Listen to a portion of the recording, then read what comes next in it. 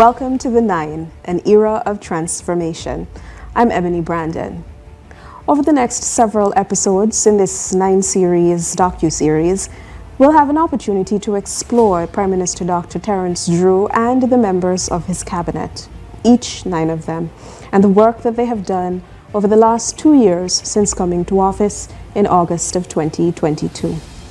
We'll see whether or not, based on their promises, they've performed in service of the people of St. Kitts and Nevis.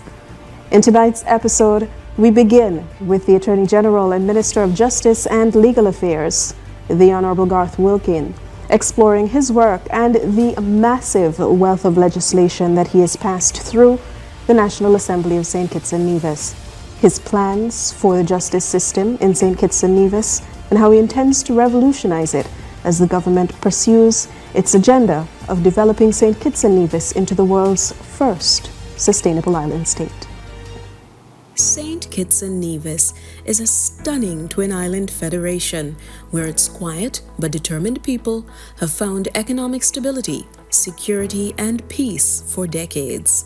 While not immune to challenges, both internal and external, 20 years of firm and visionary leadership under the hand of former Prime Minister Dr. Denzil Douglas positioned the nation to successfully weather the first pandemic in more than 100 years and emerge ready to face the latest threat to the very existence of those who call these islands home: climate change. As this new government, a courageous team of 9 women and men, led by Prime Minister Dr. Terence Drew, stands in the gap on behalf of the people of St. Kitts and Nevis. Over the next several episodes, we will look at what the administration has been able to achieve since coming to office and measure their performance as they enter the second half of their first term. Campaigning on the promise of restoring good governance, transparency, and accountability, Prime Minister Drew and his Attorney General and Minister of Justice and Legal Affairs, Garth Wilkin, have over the past 2 years moved the most meaningful legislation through the National Assembly in the last decade. With more than 60 bills passed into law, and with the most regular sittings of the Parliament in recent history, it is clear that the government has gone a long way in putting its money where its mouth is.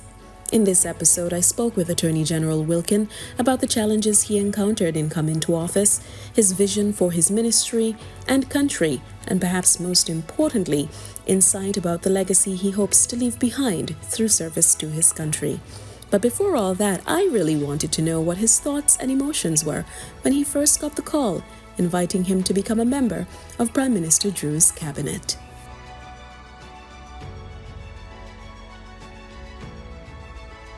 Euphoric, in one word. I had interviewed during the week, so I knew I was a candidate. So during that week, I spent time thinking, should I make this change in my career? Is this the time of my life for public service? And those sorts of questions. So I had processed all of the thoughts before the call. But when you get the call, you still, you imagine things, but when things happen, there's always a different feeling. And then I felt that energy when I got the call because I was excited to be part of this team. Most of the persons who I knew before. And I thought that we could do exceptional things for St. Kitts and Nevis. And it really was a country above self moment for me, because I had to make a lot of sacrifices. My family would have to make a lot of sacrifices if I made that decision. So I prayed about it, I thought about it, and then spoke to my family and my friends and my work colleagues, and eventually came to the point where I said, if it was offered to me, if I got the call, I would say yes. And I'm pleased that I did. That call to service, when we're young, we're not really thinking about these sorts of things, and that one day, I'm starting a legal career and I might be the AG at some point in time. When you realize that you did in fact have that opportunity to make a difference and offer national service that would change the lives of thousands of people, what was your first vision in terms of stepping into the position? Well, I've always been a patriot. because of my history, I was born in St. Kitts. I moved to Antigua when I was 5. I moved to Barbados when I was 11. And then I came back home when I was 14. So I was always proud, a proud Kittitian and Division, being in other countries as a small boy and coming home. So I always had a sense of pride about my country. So even when I finished law school and I came home, I remember going to Attorney General Patrice Nisbet and saying, listen, I've been trained as an advocate in law school. St. Kitts and Nevis has paid for my economic costs for university. I feel like I want to give back as a reward for what you gave to me, what the state gave to me. So I volunteered to be work in the DPP's office, in addition to my full-time job. So I was doing a job and a half. I would be handed files. I didn't physically go 8 to 4, but I would be handed files, prepare witnesses. I sat on around, I did around 30 matters, prosecuted 30 matters in the High Court, in the Court of Appeal. So that was my first public service. I was given a stipend, really nothing compared to what I was doing, but it wasn't for the money, it was for the give back. So I've always had that mindset initially. But also you're starting a career, you want to build your career, you want to become a professional, you want to be able to get your finances in order. So I then went back to private practice. And then this opportunity came up with my former teacher being Prime Minister, somebody who gave a lot to me. He changed my academic trajectory in 4th form in Bass High School. So I also felt that I need to give him something back. So that was part of my decision making. I want him to be successful. I want to do what I can do to help him. I could have done that outside as well, but it's almost like the stars aligned. And I said, you know what, I still have young children. I can come in now, give my public service while I have a lot of energy, while I have a lot of ambition and ideas. And it just happened to be the perfect time. It is a requirement in St. Kitts and Nevis that, among other things, persons considered for the office of Attorney General must have been called to the bar and practicing for at least 10 years. Requirements easily fulfilled by Attorney General Wilkin. The suitability of the senator, therefore, was never in dispute, as along with his years in private practice, he also understood the law through the lens of public service. As he explained, while stepping into his new role came with challenges. There were challenges he was well prepared and eager to face. Well, I understood what it was like, the limited resources that government has. So I kind of understood, but I was only exposed to one office, DPP's office. But I wasn't so sure what all the Attorney General did. I knew, there was the Attorney General's chambers, the defended matters. I knew there were parliamentary councils, so they prepared legislation. I knew that it was administratively responsible for the DPP's office. But I didn't necessarily know what all entailed being the Minister of Justice and Legal Affairs, which is a separate hat. Yes. It crosses over a bit, but it's a separate hat. So I kind of came in kind of open-eyed, willing to learn, willing to see what was needed. I didn't necessarily know all of the things that an Attorney General's office did. So I was exposed very early. But I had a very wide private practice. I wasn't like somebody pushing a particular type of paper. And I was exposed to litigation, to civil matters, to land. So land registry, intellectual property office, the courts, which are all within my purview, I knew about. So I wasn't coming ignorant of those mechanisms. But it did open my eyes. So you see a lot different. When Crown Counsel come to work here, I always tell them you're going to see so much. Because even with my wide experience of practice in different islands as well, I have not seen in 2 years that I've been in office, I have not in private practice seen the variety of matters that come to Attorney General's chambers.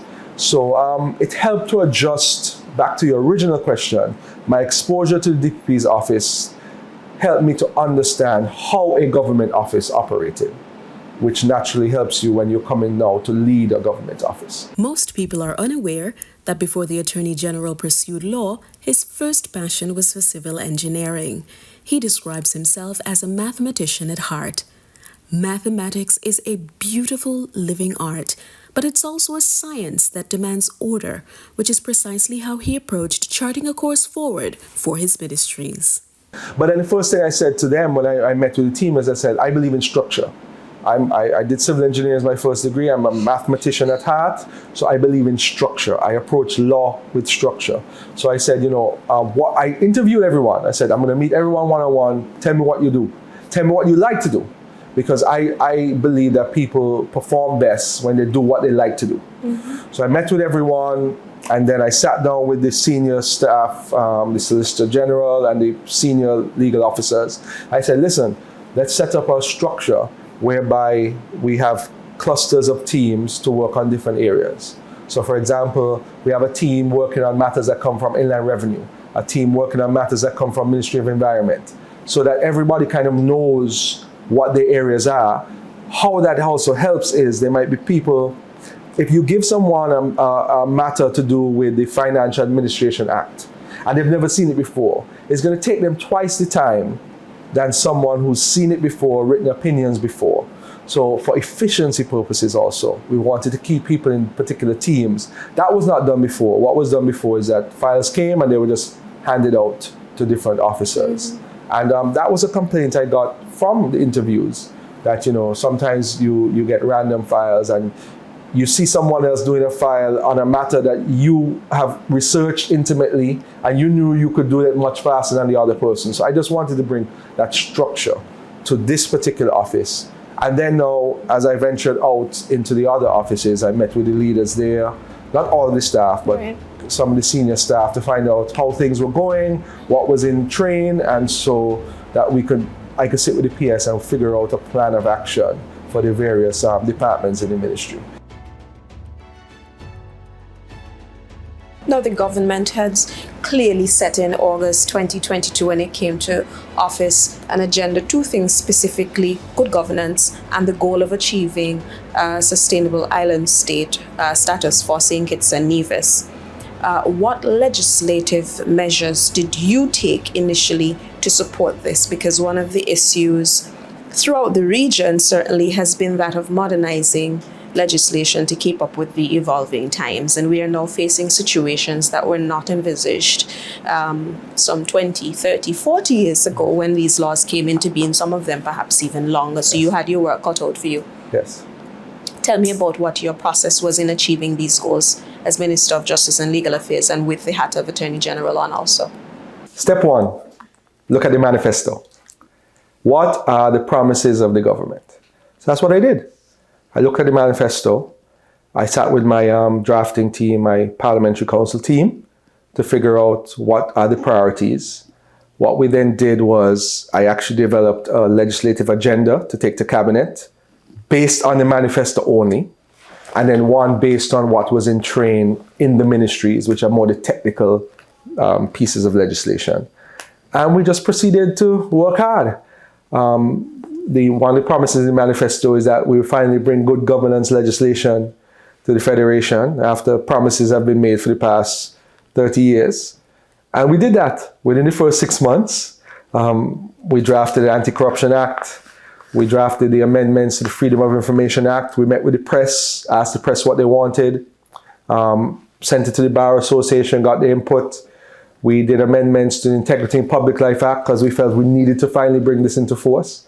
And promise was made in the manifesto, and the promise was kept in action. I believe it was in February we tabled those bills. Tabled or passed, I can't remember when exactly we tabled and passed, but we tabled and passed pretty quickly. And we brought good governance. We brought all of them into force later in 2023. And we also brought the Whistleblower Protection Act, which is a key element of the good governance, and the Unauthorized Disclosure of Official Information Act, which are all part of the group of good governance legislation. I'm extremely proud of that. That is something that's not for now, but for forever. That is a culture changer. So what we do, those are the initiation stages. We're in the embryonic stages of the culture change where corruption is eliminated from our society. And we had to do it because of what we met and what we found when we got into office. So I'm very proud of that. The Anti-Corruption Act is strong. I tell people openly that we have the strongest anti-corruption legislation in the Caribbean. We do. It's a fact. Because the Anti-Corruption Act was built based on different models. We used the St. Lucian model. We injected some of Taiwan in it, some of Cayman in it, some of Singapore in it. And we made it strong and robust. So proud of that. Freedom of information, we train information officers in each ministry so persons can go and access information. We triggered the Integrity in Public Life declarations as of July. I think the first deadline was July 2023. Had some hiccups with that. Some people, changing culture, and some extensions were granted, and we had full compliance now. And it's just a culture change. Now it's just one extra thing that senior public servants and chairpersons of boards, statutory boards and so forth have to do every year. Mm-hmm. We have to do it every year. We've done it twice so far because we had to file in April again. So it's now, I think, maybe toddler stage, and people are accepting it. He also spoke at length about the emerging cannabis industry, how St. Kitts and Nevis is addressing the matter, and very importantly, the rights and protections being given to the Rastafari community who had long been persecuted for the plant's use in their religious rites. The approach to this had to be balanced, however, to protect the health of the wider community and ward against the risk of abuse. We had other non-technical approaches, like cannabis, for example. We want to develop a medicinal cannabis industry in our country, similar to what is being done in some of our neighboring islands. So instead of doing what was done in the past, which is put a plaster on this wound, put a plaster on that wound, we said we need to do a holistic review of the cannabis-related laws, which we did. We brought into force the regulations, the cannabis regulations. We amended the criminal records legislation, which allow people to get their convictions expunged for small cannabis cultivation and possession charges in the past. We brought into force the Freedom of Information Act, the public smoking legislation, as you also have to respect people's health. So we felt we need to do a balance. So we looked at it, literally we looked at it, in particular in cabinet. It was one of the greatest exercises we had in cabinet, because it's a difficult issue. Some of the first world countries in Europe haven't figured it out. We figured it out. We put our heads together. We had first drafts, we had discussions. They said, this can't work, this doesn't make sense. How people are not going to think this is logical. How do we resolve this? And we came together. Mm-hmm. And we figured out, okay, this is how we protect health. We decided to also strengthen our drug council, National Drug Council, give them the necessary support in case there are any increase in usage that they see. We made sure that we made the regulations strong to prevent children. Right? That is also in embryonic stages, and I think that is going to show very soon the positive impact it can have on keeping cannabis away from children, which is what you're supposed to do. Whereas adults have their constitutional rights and their right to do what they want in their home, which doesn't offend other people, which the courts have found. We also did the Rastafari Rights Recognition Act, which allows the Rastafari community to take advantage of the monetization of the cannabis industry first. They are the founders of this. They should have the opportunity to make money from it. And I told them, I met with them on numerous occasions. I went to various meetings, and I understood. All the viewpoints came in, and we crafted it based on those discussions. So we're very proud of that as well. And now it gives us an opportunity now that the Cannabis Board is set up, Cannabis Authority, to now create industry for medicinal cannabis. That is part of the Sustainable Island State agenda too, diversifying the economy. So you see how everything is kind of linked? The Sustainable Island State is not just a talking point, it's real. It's our guide. is what we're doing linked to what our overall policy is? So, and then you could identify, yes, this is linked. This is linked. That's why we say it so much, not because it just want people to hear it. It's guiding us. So those two major legislative enactments did that. Recently, the government launched the 90-day campaign on citizen security and national consultations on crime and violence from a public health perspective. Attorney General Wilkin explained the importance of criminal justice reform in supporting initiatives like these, as the goal to develop a sustainable island state is heavily dependent on a robust economy, safe communities, and other similar outcomes. Then now, criminal justice reform, which we're now starting to do. That also is linked to the sustainable island state, creating strong communities. How can we diversify our economy? How can we attract foreign direct investment, attract tourists if we have all of these murders continuing, right? So one of the ways to suppress crime generally, not even just the violent crime generally, is to have a strong criminal justice system where people feel that they get justice, right? The victims, the accused as well. You cannot have people lingering in prison for 2-3 years waiting for their trial. It's not fair. So our goal is to make the maximum time you wait for trial 18 months, maximum. So what we're doing is we've started with the legislation rollout. We've done the Justice Interference Prevention Act that was passed. We're tabling the trial by judge alone, which will always also speed up. We recently tabled the voluntary bill of indictment, which allows matters to go to the High Court, priority matters to go to the High Court quickly. We have signed on to a couple of EU-funded programs, the Pace Justice Project, the El Pacto 2 project. I hired a consultant to work for a year and a half to us to maximize the resources, because the EU is basically giving money and technical support for us to modernize our criminal justice system. The jurists, lawyers, DPPs, judges, attorneys general, we met in Barbados for the Criminal Justice Reform Conference that the CCJ Academy for Law hosted. At the end of that, we agreed to the Needham Point Declaration, which is the CARICOM countries agreeing what we're going to do for criminal justice reform and where we want to get to. So we have a guideline now, just like the Sustainable Island State guides the legislative agenda and the cabinet decisions. So does this declaration guides the criminal justice reform. So I'm on the implementation committee. I told the implementation committee, the CCJ, that I want St. Kitts and Nevis to be the model for the other jurisdictions to follow. So that is why we're trying to do it quickly. We have a plan by December 2025. We want to implement all the technology, all of the modernization, and all of the laws, which will help us to then transition the criminal justice system from being slow to being extremely efficient. Size is our strength in this regard.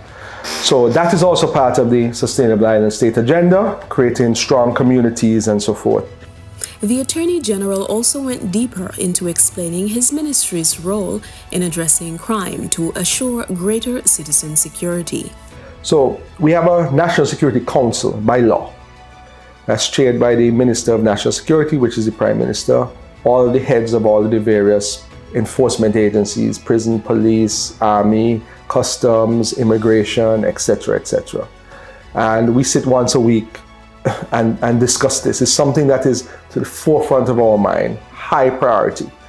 And my role is to give legal advice and also reflect what is being done administratively from the courts to help in this process.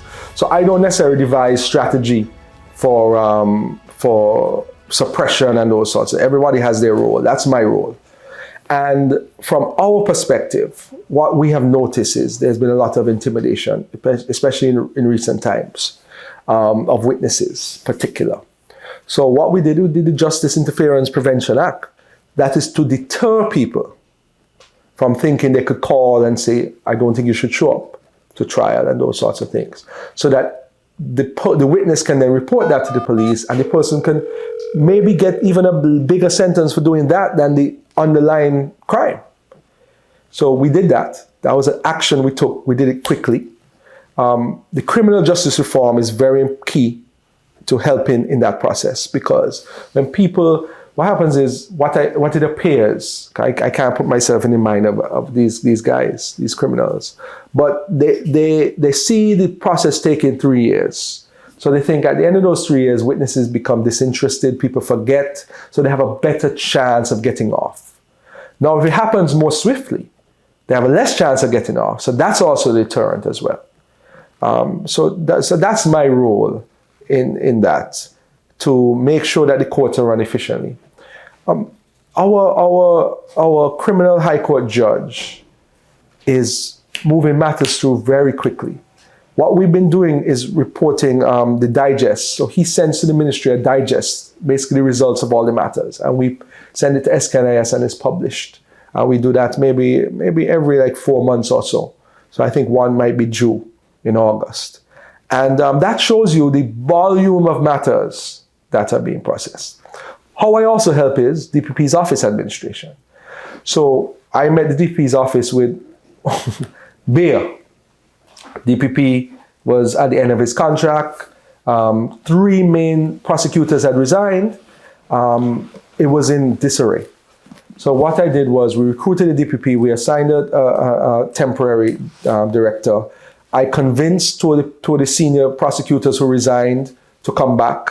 So they came back as assistant DPPs in place. We recruited, I think, 5 new prosecutors in DPP's office to bolster that division, because if that runs efficiently, then the system runs efficiently.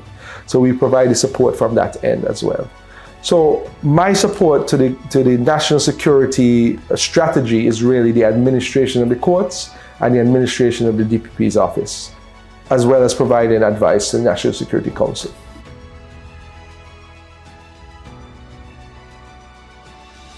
The Citizenship and Investment Program has also, since coming to office for you, been a hot topic.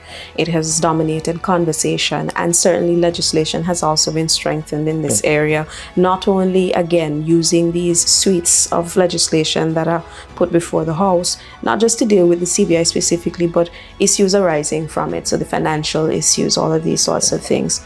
Again, your role in all of this, and the direction that you're hoping for the CBI to go in respect of the return to integrity, the viability of the program. Yes, so that was one of the first tasks the Prime Minister gave me. He said, go and investigate, and let's see what we can do to fix the CBI. So it's probably one of the definitely top 3 tasks that I've had since taking office. So I went in, investigated, met with the stakeholders. We produced new regulations by December. We got in office August 15th was my first day. And by December, we had new regulations. We did a further amendment in February, then a major amendment in July. So before less than a year, we did 3 fundamental changes. Well, 2 fundamental changes by way of 3 different regulations. And all that was to preserve our CBI. Our CBI was in a very bad state. And we had to kind of come together and make tough decisions. Cabinet, the Prime Minister made tough decisions when it came to CBI. And that involved, my role in that was really the regulations. Because I don't participate in the processing of the CBI. So we provide legal advice to the unit, but my role was in raising the regulations. So I literally dug deep into the regulations to make sure that we strengthen them. And we just did another round. So since taking office, we've done 4 regs, 4 different regulations. The last one was published in July this year. And it was all done to strengthen the program. On behalf of the government, at the different stakeholder meetings with international partners, I typically attend as well, because I have a great knowledge as to what happens with CBI. So personal discussions with the international partners saying, listen, don't worry about what had happened in the past. There's a new sheriffs in town. We look at our good governance reputation, look at our legislation, look how we have approached the program. We're trying to fix it. We are going to fix the ills of the past. Don't hold what was there before against us, and making that case. And that is why we have a CBI. We would not, I can tell you, and I don't have any hesitation to say it, we would have not had a CBI program if we didn't go in there and resuscitate it. It was that bad. CBI was 60% of our revenue, and we are about to lose it because of mismanagement. So that was a tough task. Prime Minister said that that was his toughest task being in office. One of mine as well. Excuse me. But I think we're on the other side. We've created a statutory corporation, so we went to the Parliament to do that, which I think is very important. We have a strong board of governors, and we're going into the next phase of CBI. So the first 2 years we're kind of fixing the issues, and then now we're gonna see our vision come to reality. And I think that is that's important, because you go in, you observe, you fix what needs to be fixed, you set your policies in motion, and then you allow them to thrive. I think we're at the point where our policies are going to bear fruit. Of the more than 60 bills passed through the National Assembly in the 2 years since Dr. Drew and his team came to office, more than a sixth of them, which all start in the Attorney General's chambers, have addressed strengthening the country's CBI and modernizing laws related to the operation of the financial services sector. He emphasized the critical importance of drafting strong and visionary legislation that will reinforce the integrity of St. Kitts and Nevis's financial services sector in the minds of investors, while creating a fertile environment in which the economy can blossom today and in the future. Finance administration bills that we've been tabling a lot of them. Very important as well for our sustainable island state. We need to be able to attract money. You attract money from proper investors, real investors, when you have a good, strong financial system. The only way you have that is you modernize your laws, because the criminals move fast, the money launderers move fast, the terrorist financiers move fast. So we have to move either at their pace or ahead of their pace, so that we could preserve our finance system. So that's why we've done a lot of reform to our Non-Governmental Organization Act, our Virtual Assets, our Companies Act, our Foundations Act. All of those pieces of legislation are important and part of that, trying to attract additional investment so that we can diversify our economy. And a part of this greater agenda, I'm thinking of legislative reform. You've always done them in suites, batteries of legislation at the same time, which either address existing legislation and they need to be updated, or the need for new legislation to come into being entirely. Why is it so important to have this sort of thought go into not just producing sporadic pieces of legislation to address issues as they arise, but to foresee? I don't like to put plasters on wounds. I like to deal with matters holistically, fix the body, not just the cut. So that's what we did with most of our, it doesn't make sense. It wouldn't have made sense for us to do an anti-corruption act without a whistleblower protection. Then who's going to rat? Who's going to blow the whistle, on the corruption? So we're thinking of these in blocks, as you've said, because it just makes sense. We're not doing it for the sake of numbers. We're doing it because we want to create real change. That permeates in other aspects of the ministry as well.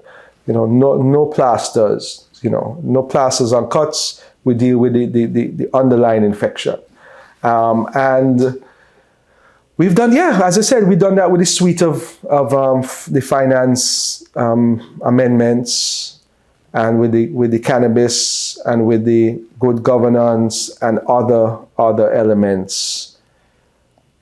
We cannot move into a next phase of our development as a country 40 years on without modern laws. We inherited a lot of antiquated British laws.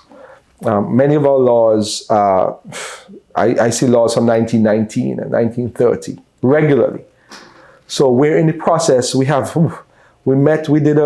So as I said, we did an initial legislative agenda, manifesto-based and technical-based. We've gotten through a lot of the technical and a lot of the manifesto. So we've reached the second phase now, where we met with the ministries for an update. What are your priority items for legislation? That is just robust because they see that we're working. So the ministries come and say, okay, we've been wanting to do this for a long time. We know that you all are active, and it's just three of us, eh? It's two parliamentary council and myself who do this. We want to modernize this. We want to modernize. So people are excited in the ministries. You know, I sat with them in here, in this room. They're excited about what can be done. Something like the radiation safety came out of one of those meetings. One person said, listen, Attorney General, we've realized that there are devices around Bastia that emit radiation and could be dangerous. And I said, what, really? Well, we have to get that done. And within 6 weeks, we got it put into Parliament, tabled in Parliament and passed to protect the health of our people. And we have others that are priority as well. So what we're doing is we kind of do a red, yellow, green. High priority, which the radiation bill was, the finance bills, those are high priority. And then we have some yellow and then, you know, some others that we will table as we go along. So it also, the whole thing about grouping, from my perspective as well, just from a practical perspective, Parliament is where we debate laws, where we tell the people why we're passing laws. Why talk on different topics when you could put all of them together and kind of tell the story to the people? That's what I also believe in.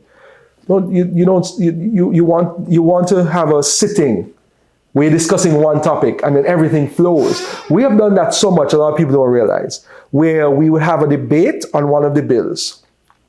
Then there are two other bills to debate, but we've already touched on those in the original debate because they're all interlinked. And that helps with efficiency, but also helps the general public to understand what we're debating. And believe me, I go around the island a lot, and people come and say, AG, I listened to the debate. You know, I was happy there was no lot of cussing and crosstalk. You actually all were talking about something that makes sense. You know, I agree with this, I don't agree, I agree with this person, I agree. That's what a society is, a democratic society. People have different views, you debate it, the opposition debates, we debate. People say, oh, there's not enough crosstalk and not enough opposition. If we bring in strong laws that are beneficial to all our people, opposition can support it. Why not? If it's beneficial. There are times to debate and there are times to do the work of the people. And that is my position. And that is one of the reasons why we kind of do it in suites. So we could kind of tell the story, the narrative, so people understand what is going on. In terms of your public education agenda. Yes. Because you're doing all of this, and the legal field is one which is difficult for practitioners sometimes, depending on your area of expertise, to understand, delve into something else. What is your agenda for ensuring that the public of St. Kitts and Nevis understands the importance of this beyond what they see in Parliament? Because sometimes that too flies over the ordinary person's head. To ensure every single person understands the importance of not just your work, but how your work impacts their lives. Yes. So I have taken that on with my social media. Whenever laws are passed, I publish a summary, a digestible summary, a couple paragraphs of what each law means. But I realize I can't do it alone. So what we've done is we've engaged a communications team who is going to create like clips, TikTok videos, you know, young people, they're actually quite young and ambitious people, to get some of the work that we do into the general public. So, for example, how does the land registry work? Where do I go? Simple videos like that. You know, I have this type of document. What does it mean? You know, educating the people about how they interact with different arms of the ministry. The Intellectual Property Office. What does that mean? Can I register Tina's Cake Shop as a trademark? You know, can I trademark copyright? You know, those kind of things. So we're going to educate people about that. I'm very excited about that. That's one of the things that the PS and I are very excited about, to kind of bring people into the ministry. Because the courts, the land registry, you know, a lot of people are separated from it. And we want to take the people out. We want to interviews. So what their plan is, they're going to do interviews with clerks. So this is what I do. Right? You want to file a summons, somebody owes you money? Come see me. I'll help you to draft it, because people don't need lawyers to do that. You can actually go into the magistrate's court and file your own summons. Those kind of public education pieces. But from a more fundamental perspective, one of the plans is for constitutional reform, which is 40 years on, we need it, is to create a statutory public education infrastructure in the constitutional reform legislation, so that somebody or people are always out there educating our people about the Constitution. I think civics, which used to be taught in schools, they really need to bring it back. This will be almost an informal civics course. And we're going to make it fun. It's not going to be, hour-long television interview. It's going to be these clips. Do you know that to be qualified to be a member of parliament, these are the requirements, and those sorts of things, so people kind of understand their supreme law. So that's a big project that hopefully I can bring the bill to parliament this year, and we can get that up and running in 2025 or 2026, so people can learn about their constitution. Because at the end of the day, people need to know what we're doing. That's very important, because we work for the people. So the people need to know that we're doing work. Everybody should give some public service at some point in their life. It's very rewarding when you're working on behalf of the people. When I go to conferences and so forth, I'm proud to represent St. Kitts and Nevis. It's amazing how many people actually know what's going on in St. Kitts and Nevis. When we go to events, and it's not just myself, like we might go to OECS meetings of Attorney General, and Attorney General said, Garth, I love what's happening in St. Kitts. I looked at those good governance. They're so good. A fellow Attorney General just sent me a message a couple of days ago. Say, I see you doing a trial by judge alone. Send me the bill, please.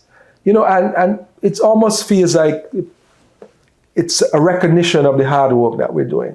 I love the Sustainable Island State agenda, But I feel like I get that more from our regional colleagues than even locally. But that's fine. There's a different view for looking from the inside and looking from the outside. But I don't know if we maybe call it validation. I don't necessarily need validation, but it feels good. Because I know how hard everyone on our team is working. And I know the good things that we are doing. And it's always good to know that some people are observing and acknowledging. I get that here as well. I would drive through and say, keep up the hard work. I like that bill that y'all just do. And everyday people, that is rewarding. What's the next step for you as now we're approaching the second half of the administration? Everybody's going to start getting back into campaign mode. Certainly that's not your office's agenda at all, but your work does not stop because the campaign begins. What is your focus over the next 2.5 years? Okay, so continue. We've done some fundamental things, but there are more things we need to do. We have, as I said, we have a very, very, very long legislative agenda, particularly now the technical matters from the ministries that we're going to address. There are a couple of fundamental changes that we have to make to some legislation as well, which we are doing now, we're looking into right now. So I expect the continued trajectory that we're on in terms of the parliament activity. So we're focused on that. I really want to see this criminal justice project come to fruition. That is from wearing my ministerial hat, that is my number one priority, criminal justice reform. We also have plans to modernize the land registry.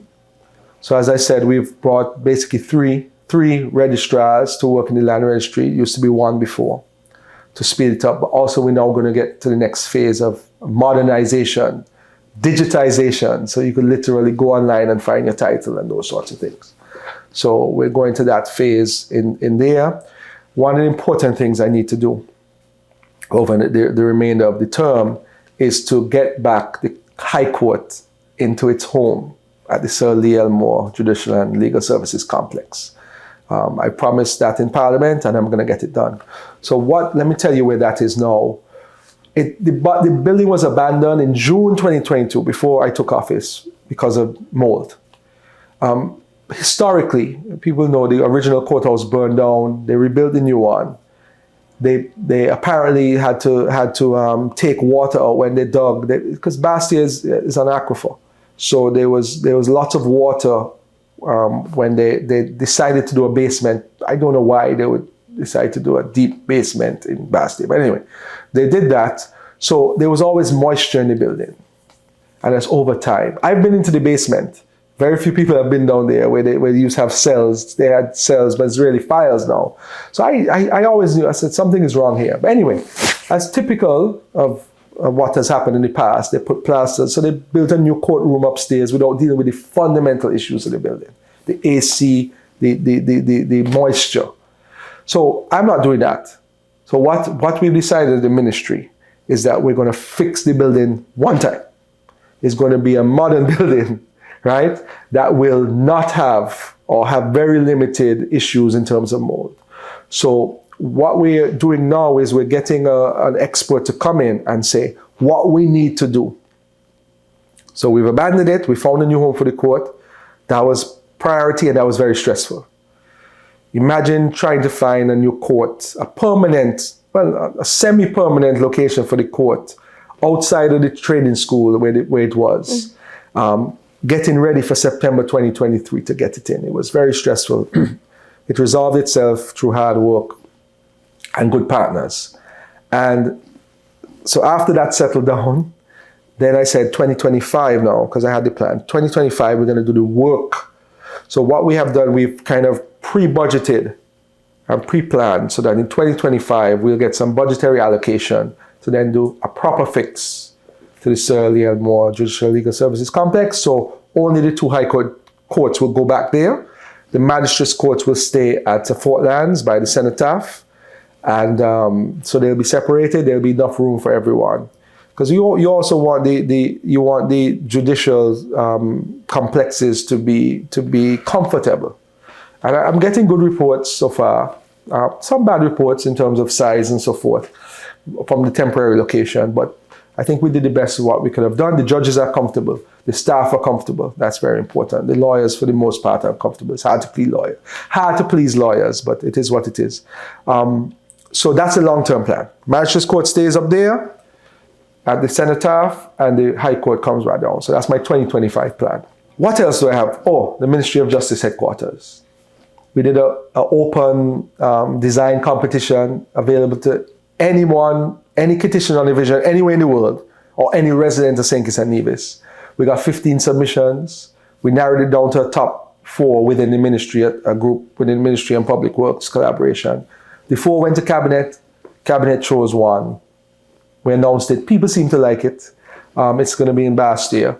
So we're in the initial stages of getting the drawings for that. So I'm hoping that construction on that could start, hopefully at the end of the year, fingers crossed. Because we have some money budgeted for that this year. The reason that is done is because of the Sustainable Island State agenda. You know why? 1, to save money. We rent this office. We rent where different departments are around Bastia. So by having our own building, we'll no longer have to pay rent. So that saves money. That helps us to use money for other areas. That's 1. 2, we're going to build a structure that is climate smart, sustainable. So that was part of the project design, the RFP that went out, was it has to be a sustainable building. So it has to have solar, water preservation, what other elements. We got so many amazing. I mean, there was one design in particular, didn't win, but I think it was top 3, that the windows were actually PV. So the windows actually created energy. Mm-hmm. So it's quite interesting. And the final design also has solar and other sustainable elements, as well as hurricane prevention, strong buildings, and anti-flooding, because it's on the bayfront. So all of those elements had to be put into design. So we chose a sustainable building, because it doesn't make sense building buildings that don't last a long time and are not capable of withstanding hurricanes and the types of hurricanes we're going to get with climate change. So that is one of the major projects that I want to complete before the end of the term. And just strengthening of all departments. I want this office, I always said the Attorney General's office is the engine of government. Engine of government. I heard it before I came in. I realized it when I came in, and I know it now, 2 years later. If in here is not efficient, government will not be efficient because so many things come through here. So what I'm trying to do is strengthen the office, structures, bring in good people, put round pegs in round holes, so that I can leave this office strong and capable. We do a lot of training. Four of our officers went to a commercial law training just a couple of weeks ago in Trinidad. I believe in training, and part of that conference was about AI. Our people have to be ready, have to be knowledgeable about these modern topics. And I could say one of the big goals I have is to make sure the Access to Justice Authority becomes a full reality. That is the legal aid division, where persons who don't necessarily have the money to pay for lawyers can get legal advice and legal counsel in matters. The public defender's department, where they defend persons who can defend persons accused with crime, who can't afford to pay a lawyer to defend them. So they get a fair trial and proper advice and recommendations from a qualified lawyer. I was hoping that would be started. There's some hiccups in that starting already, but that's going to start soon. The mediation division and restorative justice, that is open. That actually opened this week. I know this might be aired at a different time, but it opened at the end of July, where persons who have issues they cannot resolve can come to the mediation division and get a trained mediator to sit down with them and try to work through the issue. Because conflict is one of our issues that's resulting in violence and so forth.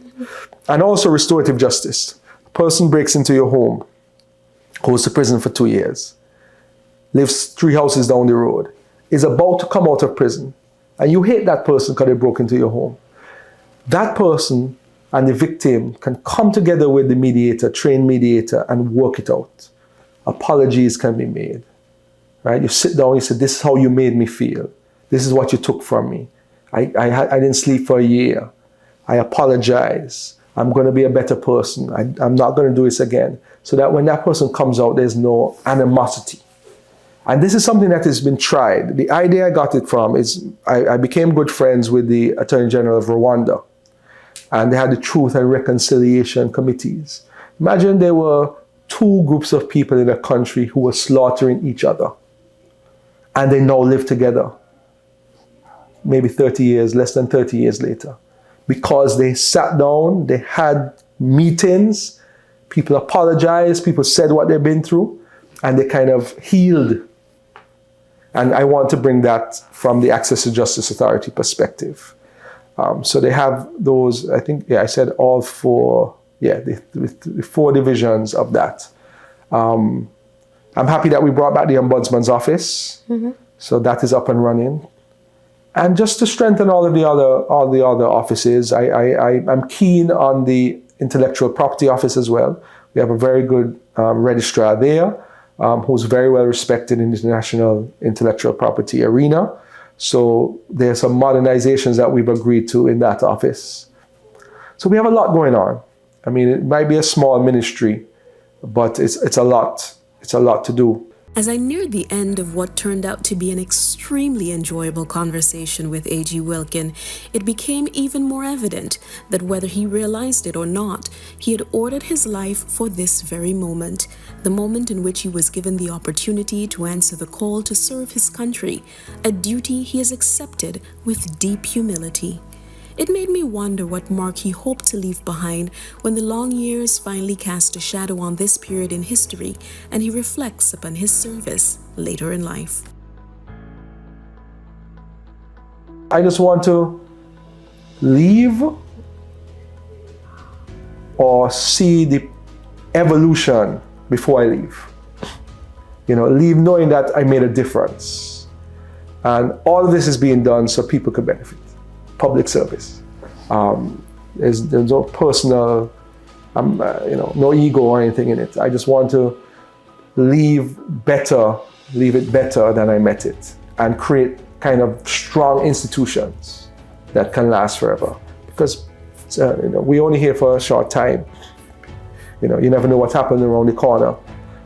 You want to make things better for the next generation. Part of the thought process in even taking this position is I want my children to want to live in St. Kitts and Nevis. I want it to be a better place. I love my country.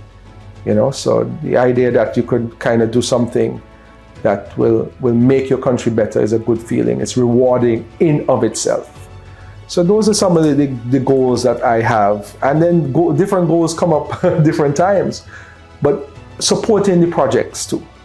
We play an important role at the Attorney General's office in drafting contracts, desal plant, the solar plant, the investment projects, the Bastia High School, the Creative Arts Center, all of those different major projects that can change the lives of people. We have a very intimate and integral role in. So I'm very proud of the work we've done so far. I think that we have great plans. I think that my colleagues are doing a wonderful job, and I support them whenever they need my support, and give them advice whenever they need my advice. And I'm very excited. I tell people all the time, whether people come with negativity or positivity, I say, listen, something great is about to happen. We planted the seeds in the first 2 years. You're gonna see, believe you me. Sometimes you don't see it from behind it, the persons behind the scenes see it, and you don't necessarily see the show. But we planted the seeds to bear some significant fruit. And so we end this first episode of The Nine, an era of transformation. I truly hope you got as much enjoyment watching this first program as I had filming it. And even more than this, I hope that you leave with a greater understanding and appreciation for the work of the Attorney General's office. As this series unfolds, you'll begin to see that while each minister is tasked with their own duties, they're all connected with one common goal in sight: transforming the lives of our people for the better and establishing solid systems that will ensure that we can do more than survive, that we're able to thrive in this ever-evolving world. Until next time, I'm Ebony Brandon.